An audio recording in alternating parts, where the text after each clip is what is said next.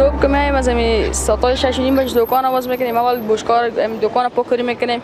دکان که پاکاریش چپس کچولو را پوست میکنیم تا 10-11 بجه. باز مکتب میریم از 11 بجه تا 3:30 بجه. باز از مکتب کمانی پس هم کار ماستیم تا شام باز 8:30 بجه باز میریم تمرین تا 10 بجه که بیادر ماست خانه میریم. تا کارم خلاص شد که ساعت 3 بجه اگه بیکاری بوده دکان درس میخونیم، اگه نبود باز خانه درس میخونیم. اول میخوایم که مکتب ما خلاص کنم در پولش اگر شد پنتونو ما بخونم باز خیر، اگه اونش کسب ما خواست ان شاء الله. برادر از ما که 3 سال کلا اینجا قصابی کار میکنه.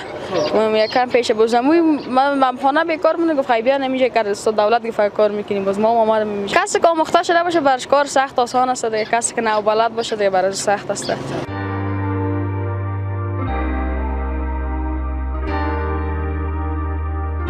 وقتی که من پیسه پیدا کردم مادر جان و پدر جان ما حج روان میکنم و صاحب خانه خدا جور میکنم صاحب زندگی.